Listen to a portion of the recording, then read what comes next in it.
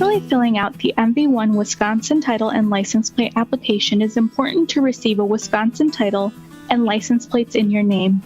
The MV1 is split into 8 sections. Click the link in the description box below for other videos in this series. Section A, New Vehicle Owner Information. Before filling out Section A, note the section to the top right of the application. Please check the appropriate box or boxes if any of these unique situations relate to your vehicle. Check the Title Only box if you only want a title and no plates or registration. The title will show ownership of the vehicle, but it will not be legal to operate on Wisconsin roads without registration and plates. Check the Opt-out box if you would like to remove your name from mailing lists that contain 10 or more individual names. List the primary owner's legal name and date of birth on the first line. For non-individuals, please be sure to list a legal business name, not a doing business as name. On the next line, list the primary owner's social security number or Wisconsin driver license number. If the primary owner is a non-individual, list the Federal Employer Identification Number, FEIN, on this line. If listing a co-owner, be sure to select the appropriate conjunction between the two owners' names. If "and" is selected, then all owners must sign the title when the vehicle is sold. If "or" is selected, then only one owner must sign the title when the vehicle is sold. However, to use the "or" conjunction, all owners must sign the MV1 application. Along with the appropriate conjunction, on this line, enter the co-owner's legal name, date of birth, and social security number, Wisconsin driver license number, or FEIN. Next, enter the street address for the first owner listed, including P.O. Box if applicable, followed by the city, state, and zip code. This is the address where all DMV materials will be mailed for the first owner listed. If DMV materials for this vehicle should be mailed to the listed co-owner instead, exchange the owner and co-owner information. The next box requests the owner's 10-digit daytime phone number. DMV will only use this to contact you if we have questions about your application. It's not mandatory, but it will help if there's a question. If the vehicle is not leased, you may skip the next 2 lines in Section A and move on to Section B. If the vehicle is leased, the lessor's legal business name and FEIN should be listed under Owner Information. Under the lessee section, enter the name of all lessees, as well as social security number, driver license number, or FEIN for a non-individual, and the lessee's street address and phone number. Section A should now be complete with the new vehicle owner, co-owner, or lessee information. Check out the other videos in this series to complete each section of the MV1 Wisconsin title and license plate application. Properly filling out the MV1 Wisconsin title and license plate application is important to receive a Wisconsin title and license plates in your name. The MV1 is split into 8 sections. Click the link in the description box below for other videos in this series. Section B, Vehicle Information. We'll start by filling in the full Vehicle Identification Number, or VIN, on the first line. The VIN can be found on the front top portion of most titles or manufacturer certificates of origin. If you're transferring a license plate, check the instructions for Section B on the first page of the application to ensure your plate qualifies to transfer to your new vehicle. List your license plate number and plate type here. If you're transferring plates from your spouse or domestic partner, check this box. Enter the year and make of the vehicle you purchased. The make is the company that manufactured the vehicle, such as Ford or Honda. Next, enter the vehicle type and color. This information is usually printed on titles near where you located the VIN. If you plan on applying for new license plates, use the vehicle type to determine what type of license plate you need for your vehicle. You can also refer to Section F for a complete list of plate types. If the vehicle is part of a fleet, you can add the vehicle's fleet number here. Enter the date you first drove the vehicle as the new owner. If you have not yet driven the vehicle, leave this line blank. If you're a new resident who has moved here with the vehicle, enter the date you first drove the vehicle after moving to Wisconsin. Last, enter the county and city, town, or village where the vehicle is kept. This is where your vehicle is customarily kept, and we'll use this information to calculate state, local, and wheel taxes if applicable. Section B should now be complete with the vehicle information. Check out the other videos in this series to complete each section of the MV1 Wisconsin Title and License Plate application. Properly filling out the MV1 Wisconsin Title and License Plate application is important to receive a Wisconsin title and license plates in your name. The MV1 is split into 8 sections. Click the link in the description box below for other videos in this series. Section C, Non-Operation, and Section D, Loan Information. While these sections are short, they can be confusing. Section C, Non-Operation, only applies to you if you listed an expired plate to transfer in Section B. To qualify for non-operation, the vehicle must have been out of operation, not driven or parked on public roadways, for at least one full operation period from the date your plate expired.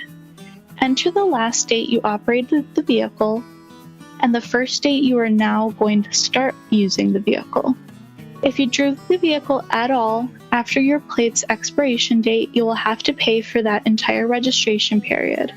For example, for auto license plates that expired on February 1st, 2020, and the vehicle was not driven at all until March 12, 2021, registration will not be owed for that year of non-use. Section D, Loan Information, is where you enter information about the loan you took out to buy this vehicle. If you did not take out a loan, you can skip this section.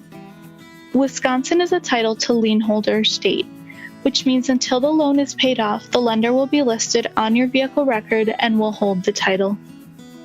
Begin by listing the name of the lender, such as a bank, credit union, dealer, or individual. Lenders in Wisconsin will have a secured party number. List it here if they provided it to you. Include the lender's phone number, address, city, state, and zip code if known. If unknown, either confirm the correct address with the lender or leave that information blank. Do not web search an address and list it without confirming with your lender that it is what they would like listed. This could lead to incorrect listing of the lien and additional fees to have the lien information corrected on the title record. If you need to list more than one lien, use Form MV 2051 to list additional lenders. Section C and D should now be complete with the non-operation and loan information. Check out the other videos in this series to complete each section of the MV1 Wisconsin Title and License Plate application. Properly filling out the MV1 Wisconsin Title and License Plate application is important to receive a Wisconsin title and license plates in your name. The MV1 is split into 8 sections. Click the link in the description box below for other videos in this series. Section E, Fees. It is important to know that applying for a title only does not allow you to legally drive or park your vehicle on Wisconsin roads. You must apply for license plates in order to park or operate on Wisconsin roads legally. Starting in the first line of the section, enter the title transfer fee.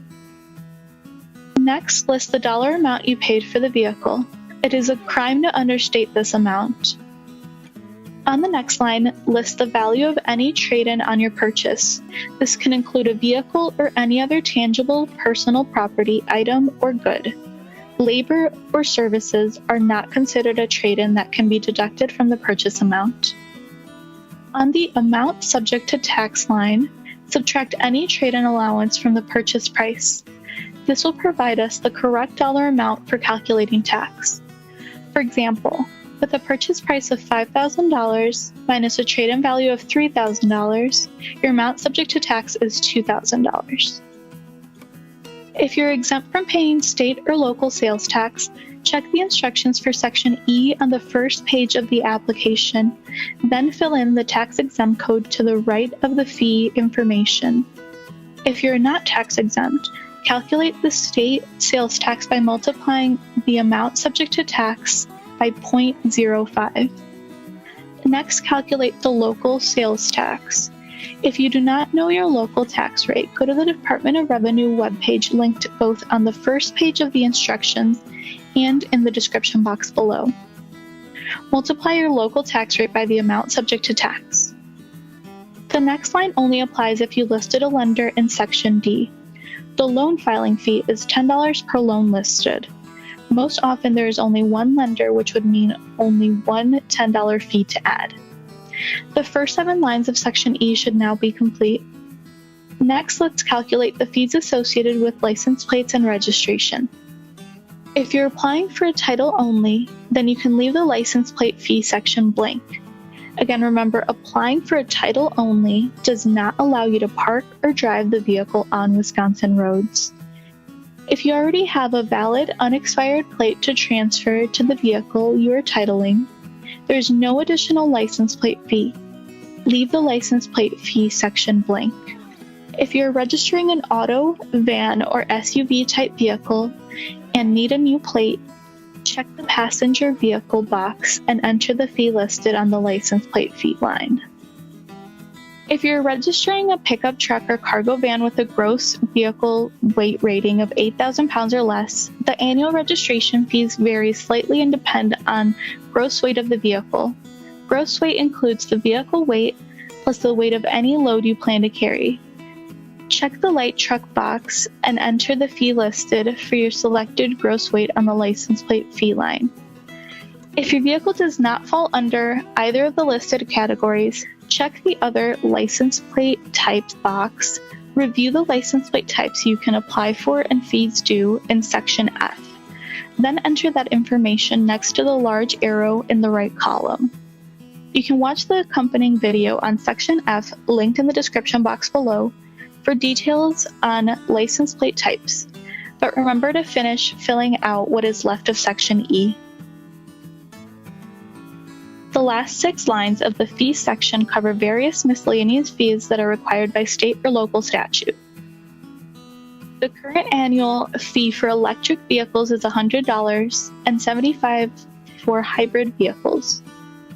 Wheel tax may be required if your passenger vehicle or light truck is kept in a city, town, village, or county that requires it. Please visit wisconsindmv.gov/wheel tax for a complete list of wheel taxes. Motor carrier class fee applies if you're operating your vehicle intrastate for hire. For more information, skip ahead to Section F to the motor carrier class box, but be sure you come back to this video to finish filling out what is left of Section E. Adding the temporary plate fee is only required if you received a temporary plate from a DMV authorized third-party agent. If you're applying at a DMV customer service center, you'll be charged a $5 counter service fee. If you're not applying in person at a DMV customer service center, leave this blank. If you're applying at an authorized third party, the processing fee line will be filled in by them. Authorized third-party processors can charge up to $19.50 for processing your application. Now total all fees you have entered and list the total amount on the Enter Fee Total line. Please include this total fee amount on a check or money order made payable to Registration Fee Trust. Along with the check or money order, mail this application, the original vehicle title that is signed over to you, and any additional necessary documentation to the address listed in the bottom right corner of this page. Section E should now be complete with the fee information. Check out the other videos in this series to complete each section of the MV1 Wisconsin Title and License Plate application. Properly filling out the MV1 Wisconsin Title and License Plate application is important to receive a Wisconsin Title and License Plates in your name. The MV1 is split into 8 sections. Click the link in the description box below for other videos in this series. Section F, License Plate Types. If you checked passenger vehicle or light truck plates in Section E and your vehicle is for personal use, In Section F, check the appropriate license plate type box and move on to the next section. If you checked other license plate types in Section E, follow these 3 steps to complete Section F and the license plate fee portion of Section E. First, you'll determine the plate type you need. Second, you'll fill in the plate type and fee information in Section E. Third, you'll return to Section F to complete any additional information required for your plate type and vehicle use. You'll walk through the 3 steps using a motorhome as an example. Step 1 is to determine the plate type we need and take note of the corresponding 3-letter code for that plate type. Look at the vehicle type and use descriptions offered in Section F. Once you find the plate type that fits your needs, check the box to the left of the 3-letter code and make any additional selections instructed in the plate description section. The description to the right of the plate will either point you to the fee schedule to calculate license plate fees or will provide the flat fee if applicable. For our example vehicle, we have checked the MTM box as motorhome plate description best matches our vehicle. The description for motorhome plate refers us to column H of the fee schedule found on page 2 of the instructions. The gross weight fee schedule is located on page 2 of the instructions. It may appear daunting, however, you only need to use the column of the chart referenced and the description of the plate type you selected in Section F. The gross weight is the vehicle weight plus the weight of any load you plan to carry. You should register your vehicle for the heaviest you expect it will be during the registration period. In our example for a motorhome or MTM plate, the directions say to use column H. Our motorhome is 20,000 pounds at full weight. Following from the chart, our plates will cost $93.50. On the bottom of page 2, below the chart, we see there are options for either quarterly or consecutive monthly registration. If you're interested in either type of registration period, read the information to determine if your vehicle is eligible and follow the instructions to calculate the appropriate fees.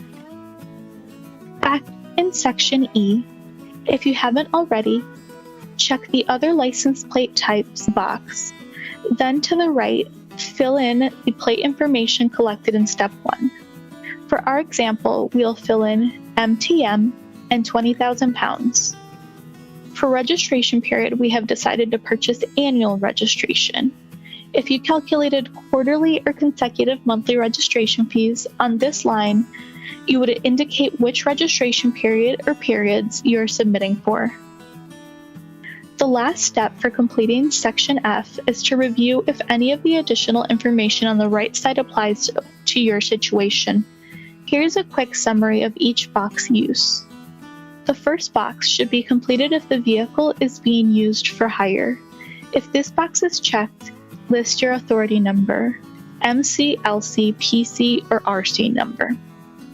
The second box is for motorcycles or mopeds. Check the box to ensure your motorcycle or moped is manufactured for highway use and displays a federal certification label. The third box is for RV trailers. List the length of your vehicle. The fourth box is again if the vehicle is being operated for hire. Select the appropriate motor carrier class based on how the vehicle is being used for hire. It will also show if a $5 annual permit fee is required. After selecting the appropriate box, then enter your authority number, MC, LC, PC, or RC number, below in the blank box. The fifth box should be completed if the vehicle is being registered with consecutive monthly registration. By checking this box, you verify your vehicle is eligible to be registered consecutive monthly. The sixth and final box is if the vehicle is a motor bus, school bus, or human service vehicle. School buses require proof of a state patrol inspection before titling and registering the vehicle for the first time in Wisconsin. That's it. Section F and any missing portions of Section E should now be complete with the plate type and fee information. If you skipped ahead from Section E to receive assistance in completing the license plate fee section, be sure to go back and finish watching the previous video to ensure you submit all the fees required. The Section E video is linked in the description box below. Check out the other videos in this series to complete each section of the MV1 Wisconsin title and license plate application. Properly filling out the MV1 Wisconsin title and license plate application is important to receive a Wisconsin title and license plates in your name. The MV1 is split into 8 sections. Click the link in the description box below for other videos in this series. Section G, E-Notify, H, Consent to Purchase, and the Vehicle Owner Certification Signature box. Section G, E-Notify. This is your opportunity to sign up to receive email or text notifications for license plate renewal reminders or when there has been activity on your account. This section should only be filled out if you will be mailing your application. Please fill in your email address. Instructions to complete the e-Notify sign-up process will be sent to you. Section H, Consent to Purchase. When a vehicle is being registered, buying or transferring license plates in the name of a minor, the minor's parent or legal guardian must sign providing their consent to purchase. Any DMV staff or authorized DMV third-party agent can witness the consent to purchase signature. If the parent or legal guardian cannot accompany the minor, or if you'll be mailing the application, the parent or legal guardian's signature must be notarized. The second line is for the notary public to fill out and notarize stamp. The last section, Vehicle Owner Certification. By signing this application, you certify that the information and statements on this application are true and correct. If the conjunction you selected in Section A is or, then all owners listed must sign the application. If the conjunction and was selected, only one owner is required to sign the form.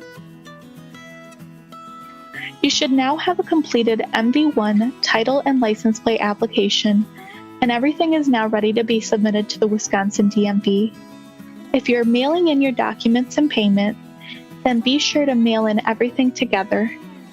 If you're visiting a third-party processor or a DMV customer service center, bring all your documents, payments, and proof of identification. If you missed any sections, check out the rest of the videos in this series linked in the description box below. Want to skip the trip to the DMV? Visit wisconsindmv.gov/online